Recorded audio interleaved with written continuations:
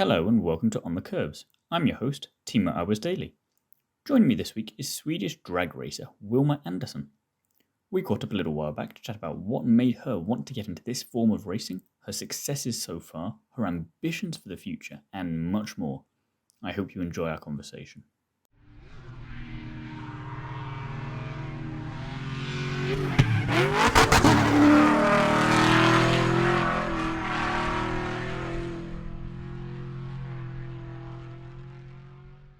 Hi Wilma, thank you very much for being here today. First of all, how are you? I'm really good, thank you. How are you? I'm very good as well, thank you. So, first question I like to ask everybody I talk to is, what first got you interested in motorsport? It's my dad, actually. He was driving maybe 20 years. Then I started driving, actually. And I got my interest from there. How old were you when you first started driving? 11. Okay. A little bit later than perhaps normal motorsport people you'd think of normally. No, actually. I'm saying, what was the first kind of time you were in a car? Was that a go-kart then, or? Oh, no. It was my junior dragster, actually. Okay, so straight away in. Dragster when I was like 5 years old, maybe. Just sitting there. So then I have a racing go-kart also for fun. But straight away in the dragster. What was it about the drag racing that made you want to do that? Was that what your dad did, or was that different? Or tell me. Want to be like my dad. So, I think it was my dad. Did he race in the drag racing as well? Yeah. Okay, that makes sense then. So you just kind of. But he has never actually raced a dragster. Okay. Yeah. So he's just kind of he was a big fan of them, and what did he race then? He used to race pro mod car, funny car, and pro stock car. Okay, and then you just saw the drag racing. Why the drag racing for you? What was it about the car? It just your dad just thought that would be fun for you, and you kind of were too young to say no, or? He asked me, like, do you also want to drive? And I was like, yeah, of course. I always wanted to be like you, I did say. So I think it was that. So then tell me about your experience going drag racing for the first time and what it was like. Yes, I was actually really nervous the first time. But when we started the dragster, everything just disappeared. Mm-hmm. I like in my zone, and I just did what I did. And kind of, well, it sounds straightforward to me with the drag racing, but I'm sure it's more complicated than it is. More. I don't know. Yeah, everyone is like, you're just driving fast and in a straight line. Don't turn. Yeah, but it's very much more. You like have to fix the engines, and it's massive around. So you say that the first time you were in one was when you were 5, but then you didn't start until 11. So it's the time between kind of you just learning everything you needed to know, kind of, so that when you sat in there the first time you weren't panicking, or because again, still as an 11-year-old, I would imagine that's like you say, you were nervous the first time. So what was it like how did you feel afterwards? Were you still nervous, or were you like, oh, this is fine? I was never nervous. I was like, this is the most fun thing ever. And you were pretty good at it from the start, because I mean, 2018, for example, was a pretty good. You're nodding your head like, yeah, I was. It was a pretty good year, and you had lots of prizes coming your way. So I want to hear all about that. Yeah, I have. When I was in 2018, though, I was driving for the Swedish champion, and I won it. And the year later, 2019, I got the silver. So I got runner-up. So what went wrong in 2019? Yeah, I don't know. Maybe it was me. But, did you think from when you first started out that you would be doing that well, or were you quietly confident? Thought maybe, or what were you always thinking? Was it more kind of like, this is just fun? Yeah, I was like, no, I will never win a championship. I would just drive for fun. And then when I started learning and it went really good. I was like, maybe I can get a championship. So yeah, How I started does to. it feel then having those championships? It feels really good. Yeah. Did it Mm. take some time for it to sink in, or were you kind of like the next No, one, like, did that happen? Did that really happen, yeah, or were you just like, yeah? the first time in 2018, I was like, "What did this like happen now, or am I dreaming?" But yeah, it took a time to sink in. And so, am I correct in saying that your sister also races, and have you ever had to compete against her? Yeah, we actually have not much, but we have, and she won actually. Okay. I Yeah, was gonna say, what was that like? I was little bit angry, but then I was, she did it better. So what can I do? Because she's a younger sister, I'm right there, Yeah, yeah. Yeah. yeah, So if you were helping her out, and then maybe thinking maybe I helped her too much because now she's yeah. beating me, or Like, but now we just like joke about it all the time. say how Yeah. much have you raced against each other? Only a few times, I take it. Yeah, only a few times. I don't know, maybe 2 times. We actually had a really good luck and not met each other. Good luck for the family. Like, we don't need that Yeah, argument. yeah. So she's won one time. Did you win the second time, or is it still 2-0 to her? Only in the junior dragster, I only won one time, and then I got the runner. But in the Super Comp dragster, I won 2021. Okay, okay. And still need another rematch between you and her at some point then. Yeah. So do you have a favorite racing memory so far from maybe the last 2 years? Because again, you've done a lot of racing since 2018, and the Swedish Championship seems like too easy an answer for maybe your favorite. So I'll ask for something different. Yeah. I don't know. The last 2 years, I think it is actually the Sundsvall racing when I won the Swedish Championship in the Supercomp dragster because it was my first time racing there Mhm. with the dragster. I actually never had competed in a race with the dragster before, and then I just won the race.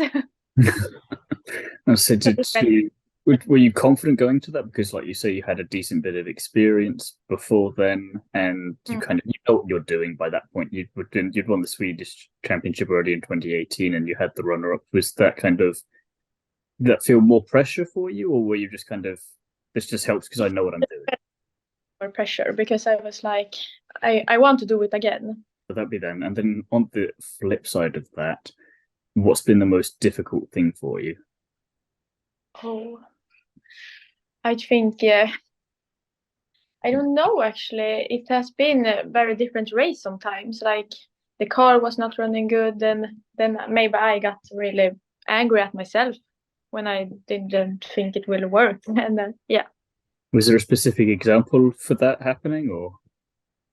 I don't know. I can't like right now. It's just because drag racing, I don't see too much of it. You see it very specifically in certain places, but it's not on like a global scale, I feel like, in comparison to other things. So I'm just curious, like you say, when something doesn't go to plan, because from a spectator's point of view, yeah, you have to make sure everything works fine with the car, but then, like we joked earlier, you just go straight for a bit. Yeah. So, kind of talk us through what a race day is like for you in terms of how much stuff do you have to do before the race starts, and then how long does it feel like a really long time in the car, or is it just over like that? And it's kind of like a few hours Oh, and over like that. no, it's just like a few seconds and then it's over. And what's the I preparation like beforehand? are in 3 minutes, I think. I think I'm in the car in like 3 minutes, maybe not more. It goes so fast. And how much preparation before the race do you do, like on the day? So obviously you get there, and then what kind of talk us through the process? Yeah, we are getting in. We race at the weekend, so Friday, Saturday, and Sunday. So we get there at Thursday, and then we like pack it up, check so everything is all right and the engine is okay. We just test it and start it. And then on Friday with like qualification, it is. So at the morning though, we check if the same like we did on Thursday, like everything is working, and then we just start and see at the first round. Jag måste säga här. I need to think about how I will say it in English. That's fine. It's fine. We are driving the first round, and then we check it. We get like paper with the times and the 60 feet, and we just look at so everything is all right, and we just do that every. So how many times do you kind of race as such over the course of a weekend? Because like you say, there like a few rounds, and then like what's the process? So you obviously test it out, and then do you do 3 or 4, and then make it to the final then, or how many is it before you get there? At Friday and Saturday, we are often doing the qualification, so maybe it is like 3 or 4 rounds per day. Okay. It's very difficult because of the weather. We can't race when it's raining. Yeah. So yeah, but then on the Sunday we get like a elimination round, the paper. It depends how much we are in the class, so we don't know how much round it is, but maybe 4 or 5 maybe until the finals. And when you're in there, how much can you learn from the very short time that you have in the car that you can help you improve the next time? Oh, I always like have to check if I'm doing it right. I just sit in the car actually and like training and think, when the lights go down, I will. Yeah. So I actually have the car and like thinking. It's kind of visualize it and just see and just go from memory and kind of test your reactions that way. Yeah. So what are your plans for the rest of this year then in terms of racing? Have you got much on? I actually changed into a new class. It's the same dragster I have, but now I'm doing Super Pro ET. It's called here in Sweden. I think it's top sportsman in the US. I don't know. I'll check that. Does that mean then that essentially it's just the next level up and it's more difficult people to go up against? Yeah, I have like the same engine and everything, but it will go a little bit faster. How fast are we talking? I actually don't know the time because I never raced that, but the speed of the car though, how fast are you going in over a race? 208-ish kilometers. I don't know how to say it in English. Kilometers per hour. 208 kilometers an hour then. That's pretty fast. That's pretty fast. Does that take a bit of getting used to? I'm just thinking back to when you started, like 11-year-old you going nearly that quickly. Yeah, the first time I was like, shit, am I doing this? It goes really fast. But now I just want to go faster. Would you ever want to do something like a land speed record, like they used to do in America on the salt flats where you just go and keep going? Yeah. I say you're going into the next class this year, and you'd like to do this kind of testing with the salt flats and just go flat out. Have you got any other racing ambitions that you'd love to try in the future? You mean like a different class or something? Maybe. I mean, it's you. I don't know. What do you want?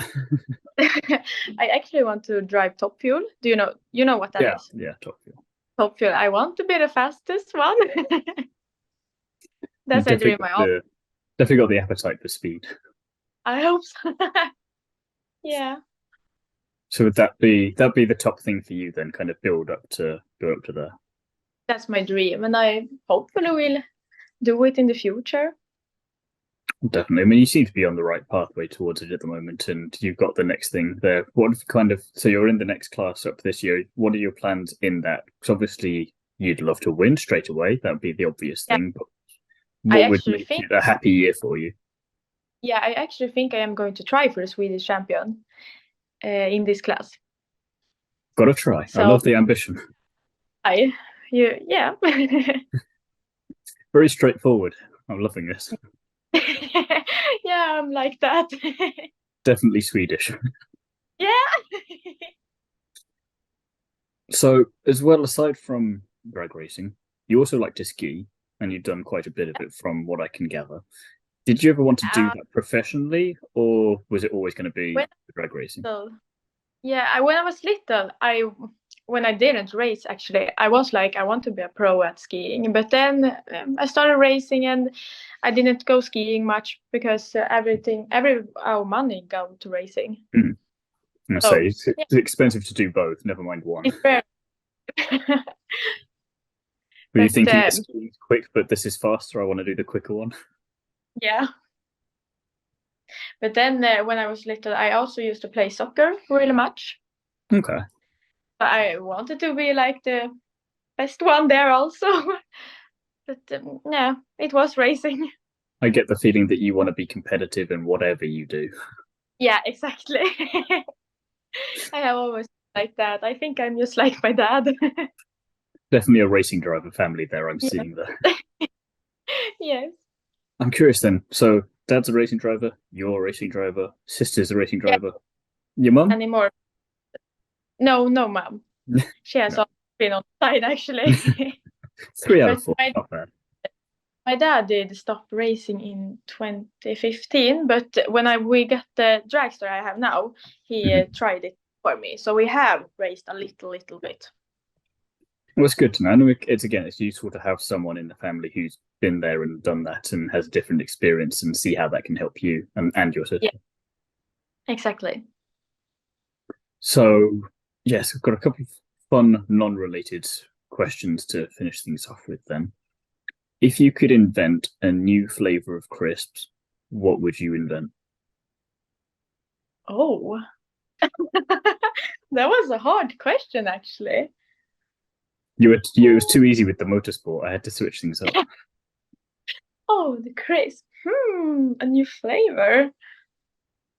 Oh, I actually don't know. I like the salt. So boring, salt, though. You want to do something exciting. Get something better. I don't know. Am I boring if I say like chocolate? Maybe that will match. I was just thinking of chocolate, but so maybe that's fine. Yeah, maybe chocolate. I love chocolate, so maybe. Why not? Okay, we'll go with that. And then I suspect I probably know the answer to this question now that I've talked to you about drag racing, but would you rather run everywhere as fast as you could, or you had to walk incredibly slowly? Run everywhere. I thought that might be the answer. Yeah. Always a racing. Well, it's been an absolute pleasure chatting with you today. I want to thank you very much for your time, and I'm very much looking forward to seeing how you get on with your career this year. Thank you so much. It's really fun to be here.